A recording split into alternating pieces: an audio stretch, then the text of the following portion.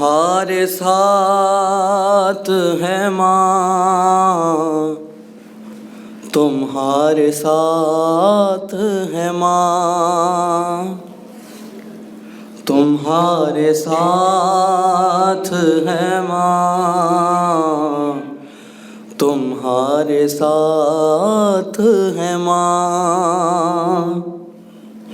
یہ فاطمہ کا ہے نوحہ، تمہارے ساتھ ہے ماں، تمہارے ساتھ ہے ماں، تمہارے ساتھ ہے ماں۔ جناب فاطمہ الزہرا کیا کہہ رہی ہیں؟ تمہارے ساتھ ہے ماں، تمہارے ساتھ ہے ماں۔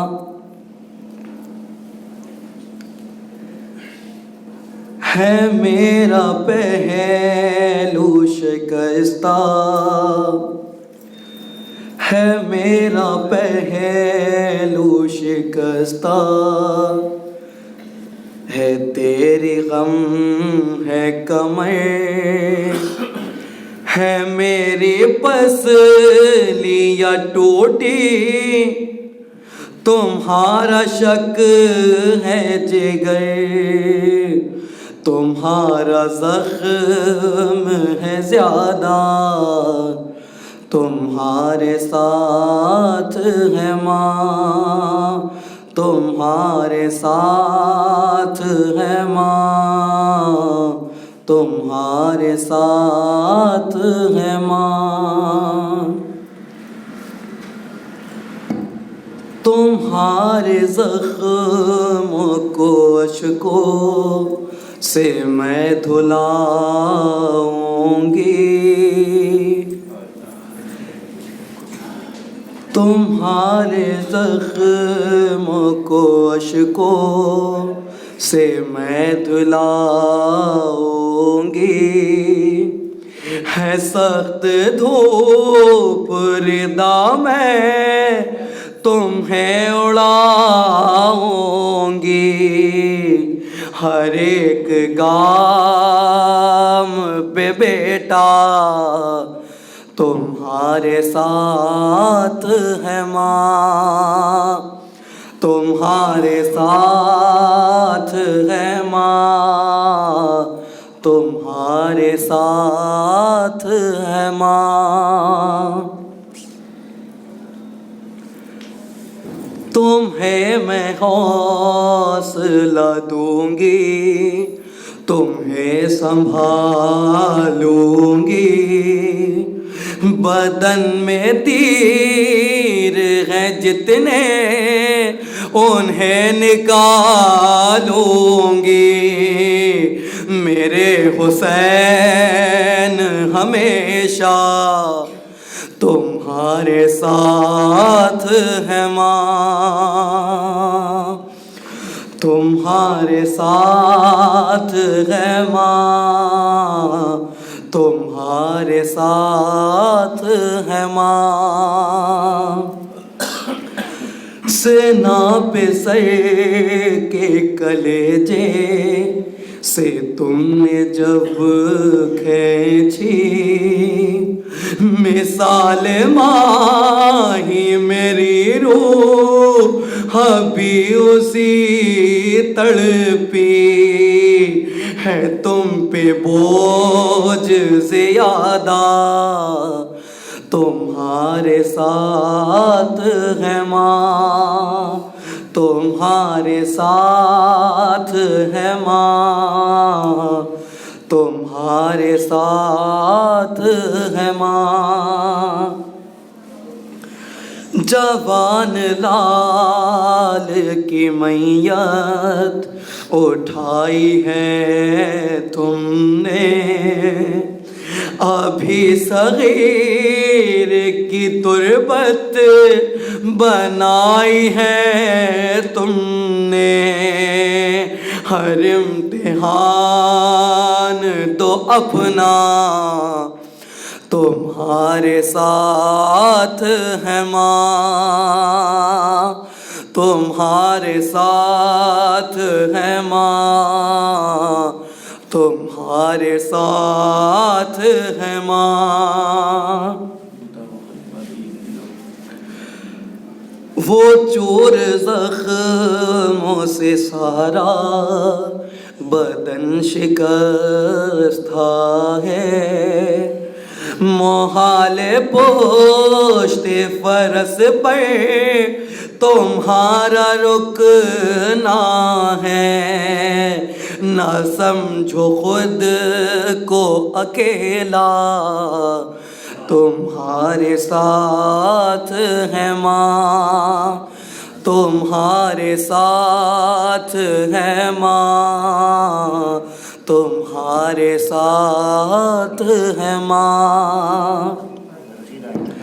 سوا بطول کے مہدی حسن رضا مظہر سبھی چلے گئے سرور پہ جب چلا خنجر، یہ رو کے کہتی تھی زہرا تمہارے ساتھ ہے ماں، تمہارے ساتھ ہے ماں، تمہارے ساتھ ہے ماں۔ صلوات۔ اللہ الرحمن الرحیم۔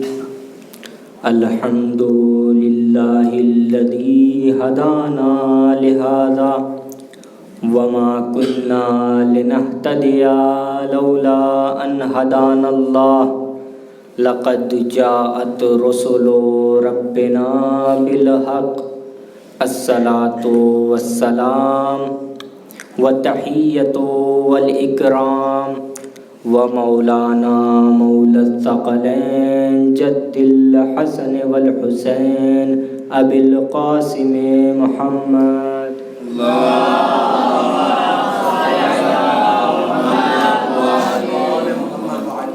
وأهل بيته الطيبين الطاهرين المعصومين المظلومين ولعنة الله على أعدائهم أجمعين أما بعد فقد قال الله سبحانه وتعالى في القرآن المجيد والفرقان الحميد وقوله الحق بسم الله الرحمن الرحيم إنا أعطيناك الكوثر فصل لربك وانحر إن شانئك هو الأبتر۔ صلوات پر محمد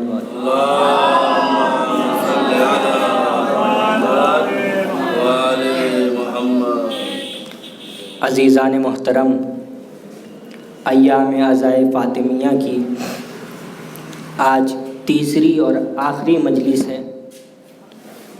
اس مجلس کو خطاب فرمانے والے تھے ہمارے استاد محترم شیخ اختر حسین صاحب، جو اس وقت کسی مجبوری کے تحت ان کو کلکتہ مجلس پڑھنے جانا پڑا، ورنہ وہ یہاں خطاب کرتے۔ چونکہ وہ یہاں نہیں ہے تو جناب سیدہ سلام اللہ علیہا نے مجھے یہ توفیق بخشی ہے کہ میں آج کی اس مجلس کو خطاب فرماؤں۔ ایک مل جل کے صلوات پڑھے تو آگے بات ہو۔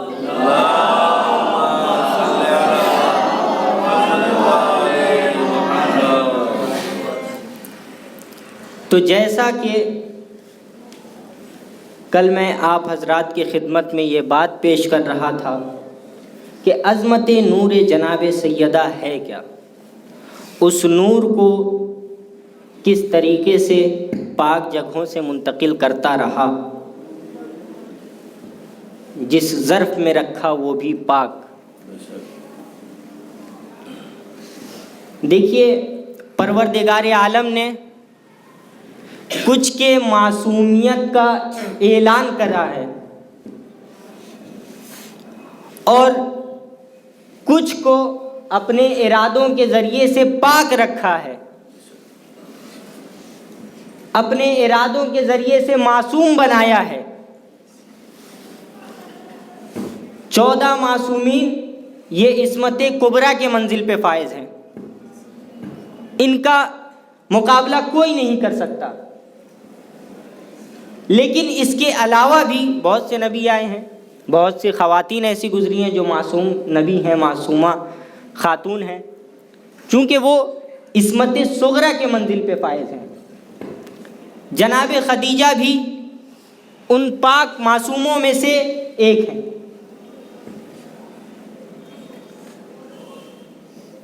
اگر آپ دلیل مانگیں تو ایک مثال کے ذریعے سے میں دلیل دیتا ہوں کہ آپ یہ بتائیں، ایک بیگ میں آپ اگر ہیرا رکھے ہوں، ڈائمنڈ ہیرا ایک بیگ میں رکھے ہیں، تو کیا آپ اس بیگ میں اینٹ یا پتھر رکھیں گے؟ اینٹ یا پتھر رکھیں گے؟ جہاں ایک ساتھ معصوموں کا ذکر ہو رہا ہو، آپ زیارت وارثہ پڑھیں، اس میں کیا لکھا ہے؟ السلام علیک یبن محمد المصطفیٰ، السلام علیک یبن علی المرتضیٰ، السلام علیک یبن فاطمۃ الزہرا، السلام علیک یبن خدیجۃ الکبریٰ۔ عزیزان محترم، جب آپ ہیروں کے درمیان پتھر رکھنے کو تیار نہیں تو خدا معصومین کے درمیان غیر معصوم کو کیسے رکھ دے گا؟ صلوات پر محمد والے محمد۔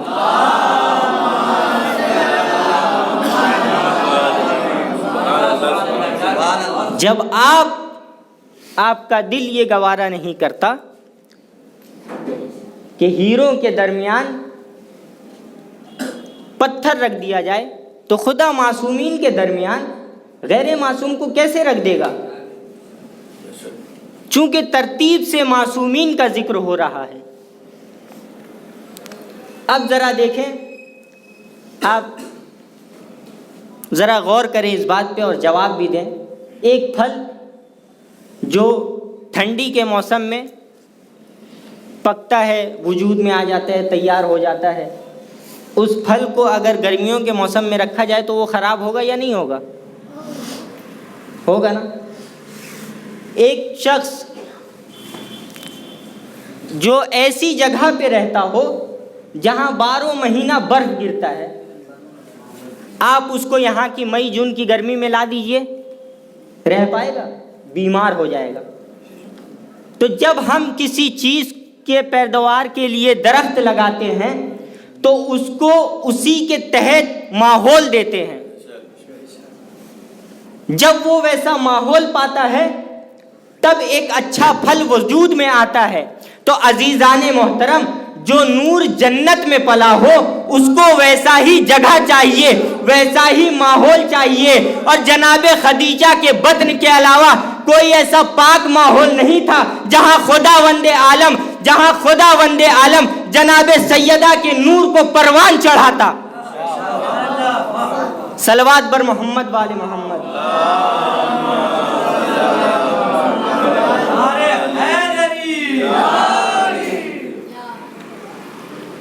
تو کچھ کو پروردگار عالم نے معصوم بنایا، اعلان کیا۔ آپ قرآن مجید پڑھیں، قرآن مجید کی بہت مشہور و معروف آیت ہے، آیت تطہیر۔ کیا کہہ رہے ہیں خداوند عالم اس میں؟ انما یرید اللہ لیذھب عنکم الرجس اہل البیت ویطہرکم تطہیرا۔ میرا یہ ارادہ ہے، انما یرید اللہ لیذھب عنکم الرجس، آپ سے رجس کو دور رکھے، آپ سے رجس کو دور رکھے، اور جیسا پاک رکھنے کا حق ہے ویسا پاک رکھا ہے۔ یہاں پہ صرف معصوم کا ذکر نہیں ہے بلکہ معصوم کے ساتھ ساتھ ایک جناب سیدہ جو معصومہ ہیں ان کا بھی ذکر ہے۔ اس وجہ سے وہ عصمت کبریٰ کے درجے پہ فائز ہیں۔ اور ایک طرف جناب مریم کے لیے کیا کہہ رہے ہیں پروردگار؟ وصفاک و طاہرک۔ وہاں تو صرف طاہرک کہا ہے، یہاں یطہرکم تطہیرا بھی کہا ہے۔ عزیزان محترم، تو جیسا پاک رکھنے کا حق ہے वैसा पाक रखा है। अब मैं ये जुमला कह दिया, मेरे जहन में एक बात आ रही है, तो चूंकि ब्रैकेट के तौर पे मैं ये बात अर्ज करूंगा, एक मिलजुल के सलवात पढ़े बर मोहम्मद वाले।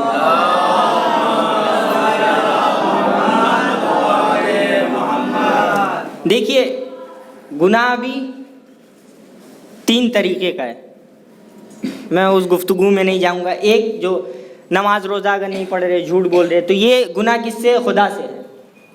एक, अपने नफ्स पे जुल्म करना, इन्नी ज़लम तो नफ्सी, हम पढ़ते रहते हैं दुआए कुमैल में। और तीसरा गुनाह जो बंदों के हक़ में गुनाह होता है। परवरदिगार, जब आप कोई गुनाह करें, नमाज ना पढ़ें, रोज़ा ना रखें, झूठ बोलें, तो ये उम्मीद है कि आप तौबा करेंगे, खुदा रहमान और रहीम है, माफ़ कर देगा। इसका मतलब ये नहीं कि नमाज़ें छोड़ने लगे और गुनाह करने लगे, झूठ बोलने लगे, इसका मतलब ये नहीं है। मतलब खुदावंद आलम रहमान और रहीम है।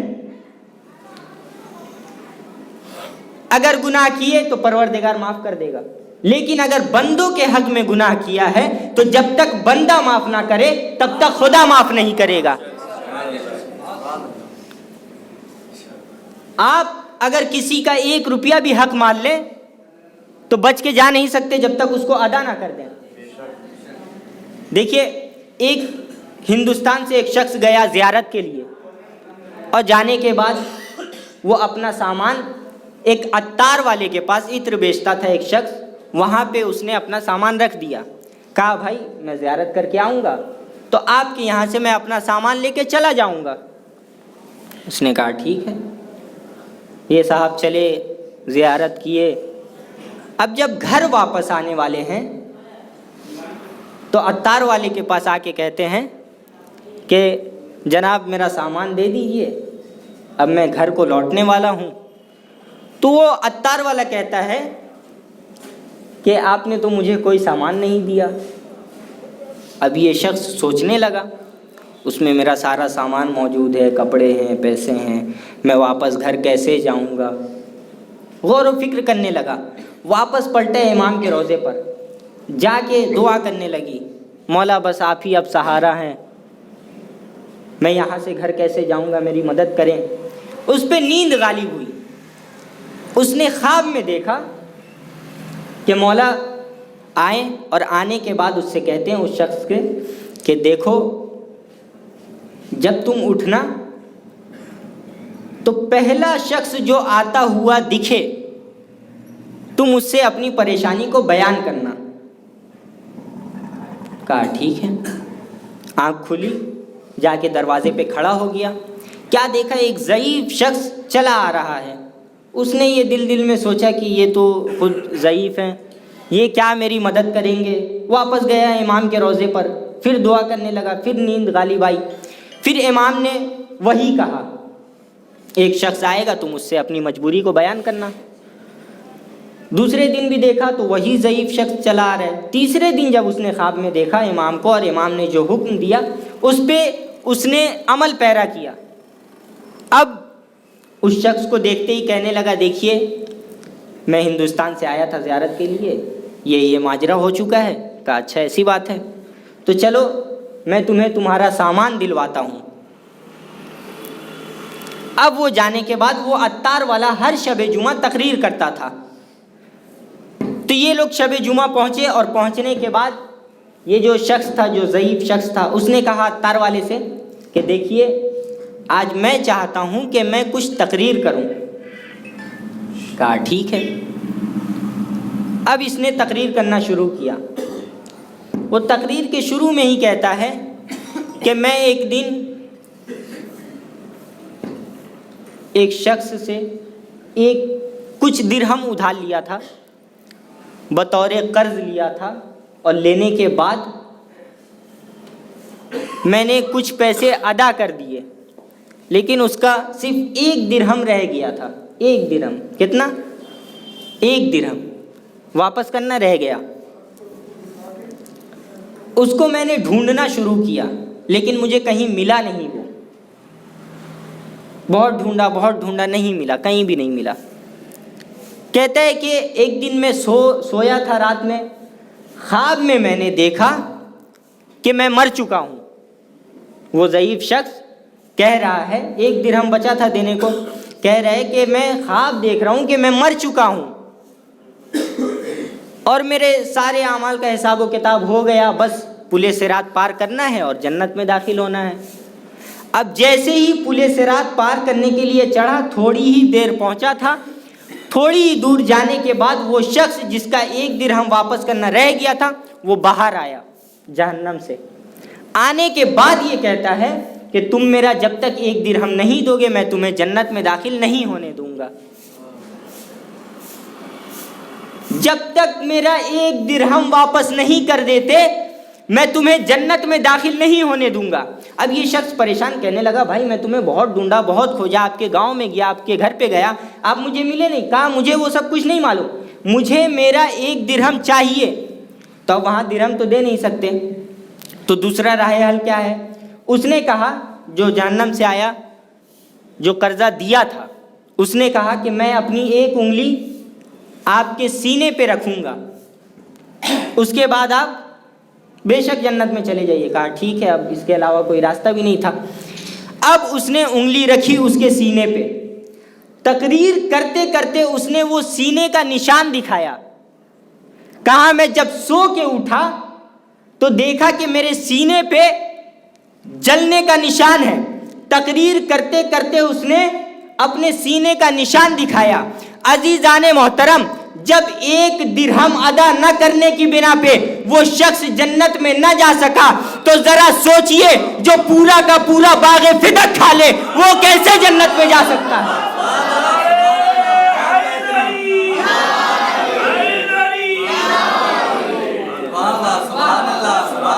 ذرا سوچیں،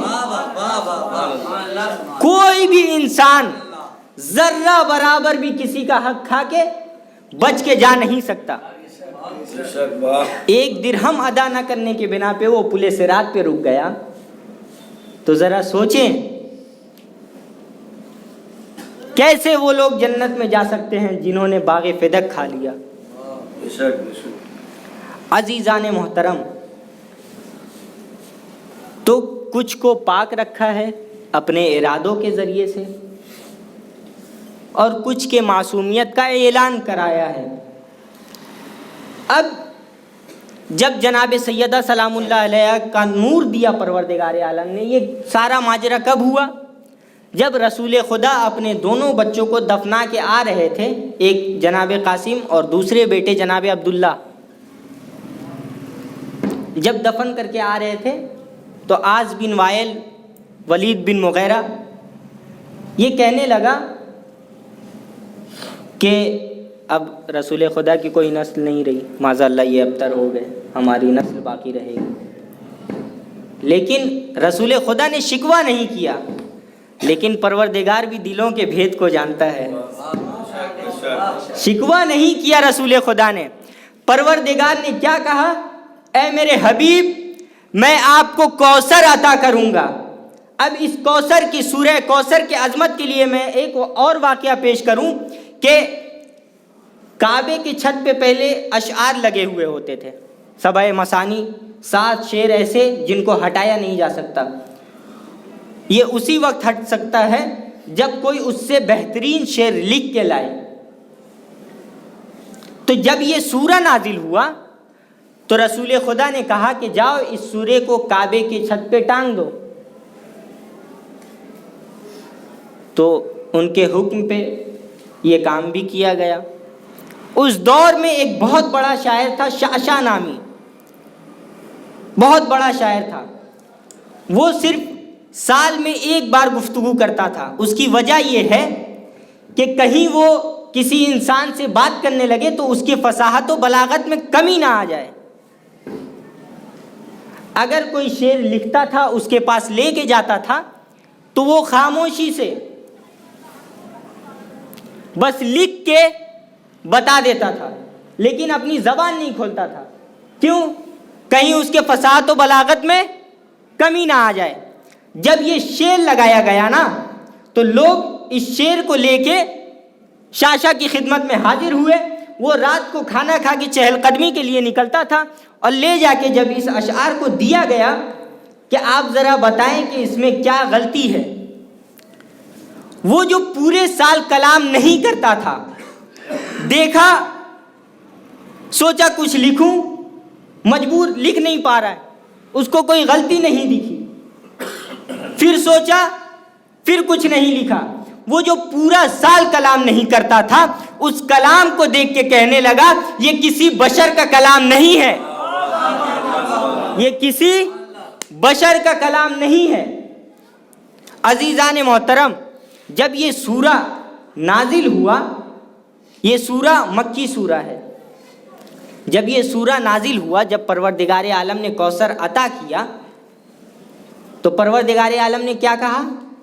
فَصَلِّ لِرَبِّكَ، اپنے رب کے لیے نمازیں پڑھیں، وَانْحَرْ، اور نحر کریں۔ قربانیوں میں سب سے عظیم قربانی اونٹ کا ہوتا ہے، اونٹ کو نحر کیا جاتا ہے، ذبح نہیں کیا جاتا، اونٹ کو نحر کیا جاتا ہے۔ تو وَانْحَرْ، نحر کریں، چونکہ میں نے آپ کو ایک عظیم چیز عطا کی ہے تو آپ کی طرف سے بھی ایک عظیم قربانی آنی چاہیے۔ اب ذرا سوچیں، پروردگار عالم کیا کہہ رہے ہیں؟ میں نے آپ کو کوثر عطا کیا، آپ نمازیں پڑھیں، تو کیا نعوذ باللہ رسول خدا نماز نہیں پڑھتے تھے؟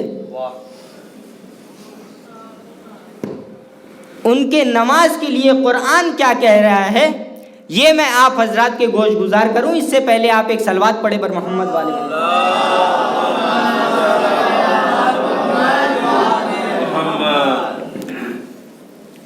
قرآن کیا کہہ رہے ہیں سورہ مزمل میں؟ یا ایھا المزمل قم اللیل الا قلیلا، اے کالی کملی والے، اے چادر اوڑھنے والے، قم اللیل الا قلیلا، آپ رات میں کھڑے ہوئیے مگر کم۔ تو کیا انسان رات میں ایسے ہی کھڑے ہو جائے گا؟ بس کچھ کام نہیں ہے، کھڑے ہو گئے، اور اتنا کھڑے ہوئے کہ پیروں میں ورم آ گئے۔ کیا کہنے بھائی، کیا کہنے؟ آپ چالو ڈبے میں سفر کریں، ابھی میں یہاں آدھا گھنٹہ تک ایسے بیٹھا رہوں گا، میرے پیروں میں ورم نہیں آئے گا، لیکن چالو ڈبے میں آپ جو ہے 8-9 گھنٹہ 10 گھنٹہ سفر کریں، کھڑے کھڑے جب سارا خون کا رفتار نیچے جانے لگے تب سمجھ میں آئے گا کہ ورم کیا ہوتا ہے۔ تو رسول خدا یوں تو 10-15 منٹ کھڑے نہیں رہتے تھے کہ پروردگار کو یہ کہنا پڑ گیا کہ قم اللیل الا قلیلا۔ رات بھر عبادت میں مصروف ہوتے تھے، یہاں تک کہ پروردگار عالم کو بھی کہنا پڑا قم اللیل الا قلیلا، آپ رات میں کھڑے ہوئیے مگر کم۔ اور ادھر کہہ رہا ہے پروردگار عالم کہ ہم نے آپ کو کوثر عطا کیا، اس کے لیے آپ نمازیں پڑھیں، آپ نہر دیں۔ اور عزیزان محترم، آخر یہ چیز ہے کیا جو پروردگار عالم ایک طرف کہہ رہا ہے کہ آپ رات میں نمازیں پڑھیں لیکن تھوڑا آرام کریں، ایک طرف کہہ رہا ہے کہ آپ میری عبادت کریں؟ اگر ان دونوں باتوں کو سمجھنا ہے تو یہ سمجھنا ہوگا کہ کوثر کے معنی ہے کیا، یہ کوثر کی عظمت ہے کیا، اس کوثر کا وقار ہے کیا، اس کوثر کی بلندی ہے کیا، کیا ہے اس کی عظمت؟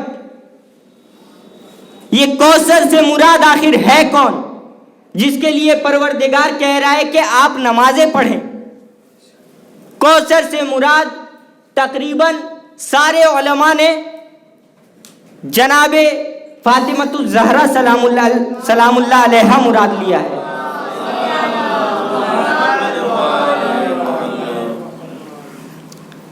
کوثر سے مراد جناب سیدہ سلام اللہ علیہا ہے۔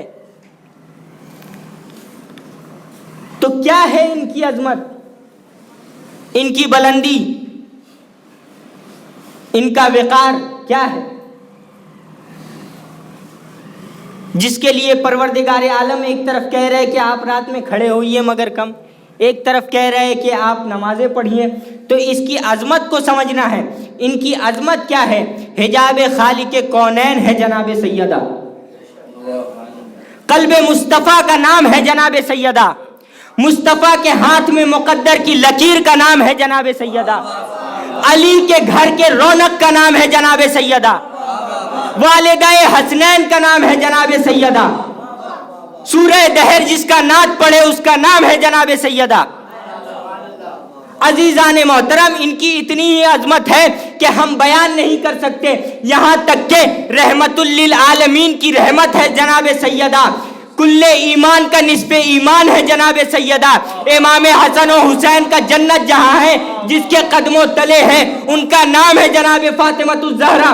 عزیزان محترم میں جملوں کو سمیٹتے ہوئے بس اتنا کہوں کہ پوری کائنات جس کی تعظیم کو اٹھے اس کا نام ہے رسول, اور رسول جس کی تعظیم کے لیے کھڑے ہو جائے اس کا نام ہے سیدہ.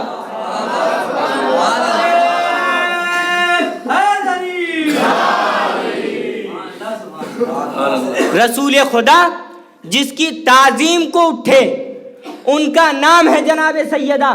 اگر میں دوسرے الفاظ میں آپ اگر مجھ سے پوچھیں کہ ان کی کیا عظمت ہے تو میں دوسرے الفاظ میں کچھ یوں کہوں گا کہ پوری کائنات کو جو کھانا کھلائے اسے علی کہتے ہیں, اور علی جس سے گھر آ کے اپنا کھانا مانگے اسے سیدہ کہتے ہیں. صلوات بر محمد وآل محمد.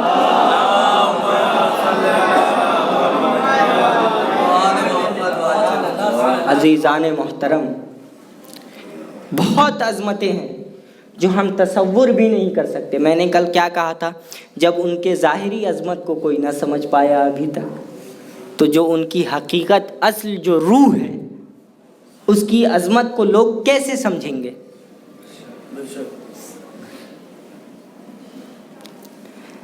جناب سیدہ سلام اللہ علیہا وہ پاک بی بی ہیں, بہت سے القاب ہیں ان کے, جس میں سے ایک لقب ہے صدیقہ. چونکہ آج جلوس بھی نکلنا ہے تو بس یہ بیان کر کے رفتے مصائب. ان کا نام ہے, ان کے ناموں میں سے ایک نام صدیقہ. صدیقہ کے معنی سچا, سچ بولنے والی. لیکن اگر میں سمجھتا ہوں کہ یوں ترجمہ نہ کر کے اس ترجمے کے ساتھ ساتھ ہم کچھ ایسا بھی ترجمہ کر سکتے ہیں کہ صدیقہ اس بیوی کا نام ہے جو کہہ دے وہ سچ ہو جائے, جو کہہ دے وہ سچ ہو جائے. امام حسن و حسین اپنی والدہ کی خدمت میں حاضر ہوئے اور حاضر ہونے کے بعد کیا کہتے ہیں, والدہ کل عید ہے, ہمارے کپڑے کہاں ہیں؟ تو جناب سیدہ سلام اللہ علیہ نے کیا کہا کہ درزی کے پاس ہیں. اب جب صبح ہوا, دق الباب ہوا, اندر سے آواز آئی کون؟ ادھر سے وہ رضوان جنت فرشتہ جو جنت سے کپڑے لے کے آیا تھا, اس نے یہ نہیں کہا کہ میں اللہ کا بھیجا ہوا فرشتہ ہوں, بلکہ اس نے کیا کہا, انا خیاط الحسنین, میں حسنین کا درزی ہوں. جناب سیدہ نے بھی تو یہی کہا تھا کہ درزی کے پاس دیے ہوئے ہیں. تو فرشتہ بھی ان کے در پہ آیا تو درزی بن کے آیا. اتنی عظمت ہے جناب سیدہ سلام اللہ علیہ کی جو ہم تصور ہی نہیں کر سکتے. ان کی نور کی عظمت, خود ان کی ظاہری عظمت, خود ان کی باطنی عظمت, اتنی ساری عظمتیں ہونے کے باوجود کیا ان کا عزیزان محترم ایک شخص تھا جو شیعہ ہوا. وہ کس طریقے سے شیعہ ہوا یہ آپ حضرات محسوس کریں اور جملوں پہ توجہ کریں. وہ شخص مٹھائی بیچتا تھا اور مٹھائی بیچتے بیچتے ایک دن ایک بچے نے مٹھائی خریدا اور کاغذ میں موڑ کے مٹھائی دے دیا اس کے ہاتھ میں. اب وہ بچہ پیسہ ڈھونڈ رہا ہی ہوتا ہے کہ وہ کسی مولوی کی تقریر سنتا ہے کہ جناب سیدہ دربار میں حق مانگنے گئی اور خالی ہاتھ واپس آ گئی. وہ شخص سوچنے لگا کہ یہ کیسے جھوٹے لوگ ہیں, رسول کی پاک بیٹی دربار میں گئی اصحاب کا مجمع اور خالی ہاتھ واپس آ گئی. جھوٹے ہیں یہ لوگ. جیسے یہ سوچتا رہا اتنے میں یہ سوچنے لگا کہ اگر یہ بات جھوٹی ہوتی تو یہ مائک میں کیوں بولتا. اب وہ گھر گیا, سکون میں نہیں ہے. جانے کے بعد وہ کھانا چھوڑ کے مسجد پہنچا. مسجد جانے کے بعد نماز عشاء ہو چکی تھی. مولوی کے پاس گیا, دروازہ بند کیا, کہا دیکھ مولوی, میں زیادہ پڑھا لکھا نہیں ہوں, میں زیادہ اسکول نہیں گیا ہوں, میں تم سے 2 سوال کروں گا, بس ہاں یا نہ میں جواب دینا. قرآن اٹھائی, اس مولوی کے سر پہ رکھا اور رکھنے کے بعد یہ کہنے لگا کہ ذرا بتاؤ کیا رسول کی بیٹی رسول اللہ کے بعد دربار میں گئی تھی یا نہیں. کہنے لگا آپ کو کسی شیعہ نے بتایا ہے؟ کہا میں شیعہ کے بارے میں نہیں پوچھ رہا, میں رسول کی بیٹی کے بارے میں پوچھ رہا ہوں, وہ دربار میں گئی تھی یا نہیں. وہ کہنے لگا ہاں گئی تھی. وہ کہنے لگا کہ میں دل میں دعا کر رہا تھا کہ اے کاش آخری بات جھوٹی ہو. اب اس نے دوسرا سوال کیا کہ خالی ہاتھ واپس آئی تھی یا حق لے کے آئی تھی. اس نے کہا خالی ہاتھ واپس آئی تھی. عزیزان محترم, یہ سننا تھا کہ وہ تڑپنے لگا اور کہنے لگا میرے دروازے پہ اگر دشمن کی بیٹی آ جائے میں قتل معاف کر دوں. یہ کیسے مسلمان تھے؟ رسول کی بیٹی, 400 تخت نشین.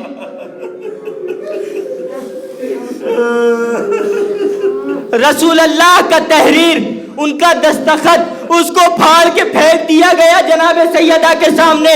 18 برس کی عمر میں جناب سیدہ ضعیف ہو گئی.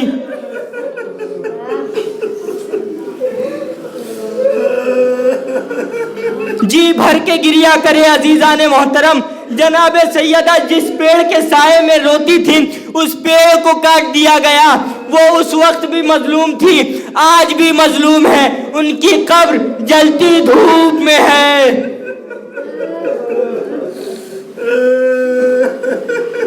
عزیزان محترم, جب جناب سیدہ سلام اللہ علیہا کے اوپر دروازہ گرایا گیا نا, وہ 18 سال کی جوان نہیں بلکہ ایک ضعیفہ تھی. ذرا سوچے انہوں نے کیسے برداشت کیا ہوگا.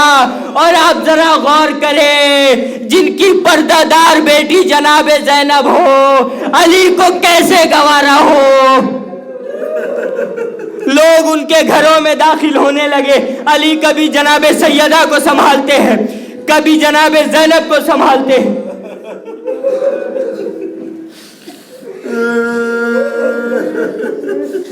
عزیزان محترم, میں اپنے گفتگو کو مختصر کرتے ہوئے بس مصائب کے آخری 2-3 جملے سن لیجئے. 3 غسالہ ایسے ہیں جنہوں نے غسل دیتے دیتے چیخ مار مار کے رویا ہے. پہلا, ہمارے اور آپ کے 5ویں امام محمد باقر علیہ السلام جب اپنے بابا کا غسل دیتے ہیں نا, جب کروٹ بدلی ان کی تو کیا دیکھا, ظرف آب زمین پہ پھینک کے گریا کرتے ہیں, ہائے رے میرا بابا, آج تک دروں کے نشان موجود ہیں. دوسری جناب سکینہ جب غسل دینے کی باری آئی تو غسالہ نے کہا کہ بتائے اس بچی کا لباس اتارے یا اسی لباس میں دفن کر دے.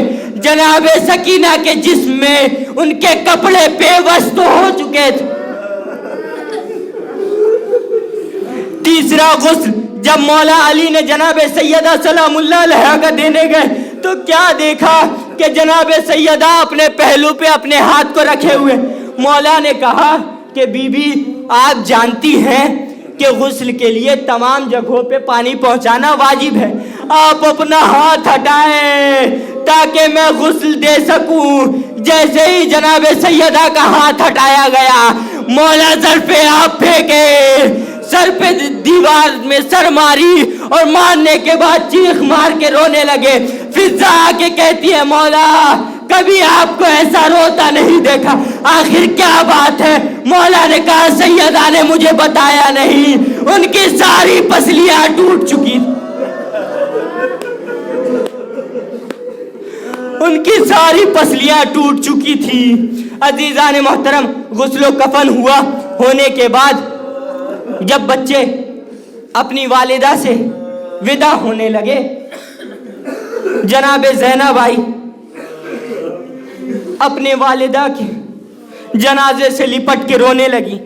امام حسن آئے، رونے لگے۔ مولا کیا دیکھتے ہیں؟ فضہ سے کہتے ہیں فضہ میرا لال حسین کہاں ہے؟ فضہ میرا لال حسین کہاں ہے؟ فضہ کہتی ہے حسین ایک کنارے میں کھڑے ہیں اور کہتے ہیں جب تک میری والدہ مجھے نہ بلائے گی تب تک میں نہ جاؤں گا۔ عزیزان محترم، روایتوں کے جملے ہیں، دو ہاتھ نمودار ہوئے اور امام حسین علیہ السلام کو جناب سیدہ نے آواز دی، آجا میرے لال حسین، کبھی اپنے آپ کو تنہا نہ سمجھنا، جب کربلا کے میدان میں آپ کے گلے پہ خنجر چلے گا میں اپنا ہاتھ رکھ دوں گی۔ یہ منظر جب فرشتوں نے دیکھا، جبرائیل آسمان سے نازل ہوئے، ہونے کے بعد مولا سے کہتے ہیں مولا تمام فرشتوں نے عبادت چھوڑ دی ہے اور پروردگار سے کہتے ہیں کہ اے اللہ تو نے کس حسین کی والدہ کو بلا لی؟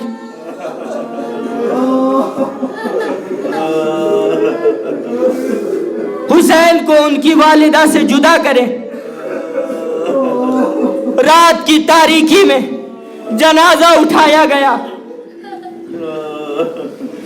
رات کی تاریکی میں جناب سیدہ کا جنازہ اٹھا، بس گھر کے لوگ جنازے میں شریک۔ عزیزان محترم، جب قبر تک جنازہ پہنچانا تو مولا نے جناب سیدہ کا جنازہ قبر میں اتارنا چاہا۔ جیسے ہی اتارنے لگے کیا دیکھا؟ قبر سے دو ہاتھ نمودار ہوئے، یا علی لاؤ میری امانت مجھے واپس کر دو۔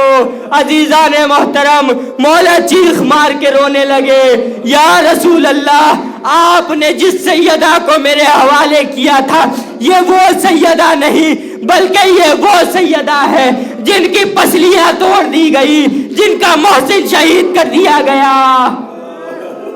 واہ غربتا واہ مظلومہ واہ معصومہ، الا لعنت اللہ علی القوم الظالمین وسیعلم الذین ظلموا ویم انقلبوا ینقلبون، الا لعنت اللہ علی القوم الظالمین۔ پروردگار تجھے واسطہ ہے بحق محمد وآل محمد کا، پروردگار تجھے واسطہ ہے جناب سیدہ سلام اللہ علیہا کی ٹوٹی ہوئی پسلیوں کا۔ پروردگار ہمارے امام کے ظہور میں تعجیل فرما، ہمیں ان کے غلاموں میں شمار فرما۔ پروردگار تجھے واسطہ ہے بحق محمد و آل محمد کا، جہاں جہاں بھی شیعان اہل بیت محبان اہل بیت ہیں ان سب کی جان مال عزت و آبرو کی حفاظت فرما۔ پروردگار تجھے واسطہ ہے بحق محمد و آل محمد کا، ہم سب کے علم میں اضافہ فرما۔ پروردگار تجھے واسطہ ہے بحق محمد و آل محمد کا، ہماری اس مجلس میں جو بھی غلطی یا خامیاں رہ گئی ہیں انہیں معاف فرما۔ پروردگار تجھے واسطہ ہے بحق محمد و آل محمد کا، ہماری اس عبادت کو قبول فرما۔ ربنا تقبل منا انک انت السمیع العلیم۔ ماتم حسین۔ کتنا اداس ہے، کتنا اداس ہے، کتنا اداس ہے، یا مظلومہ یا معصومہ یا زہرا، یا مظلومہ یا معصومہ یا زہرا، یا زہرا یا زہرا یا زہرا یا زہرا یا زہرا یا زہرا یا زہرا۔ دیکھو مزار فاطمہ کتنا اداس ہے، بس ایک نشان سنگ ہی تربت کے پاس ہے، محروم چومنے سے بھی ہر حق شناس ہے، بولے زمان دے گا بھلا کیا جواب تو، محشر میں مصطفیٰ کے جب آئے گا روبرو، یا مظلومہ یا مظلومہ یا زہرا، یا مظلومہ یا زہرا، یا معصومہ یا زہرا، یا زہرا یا زہرا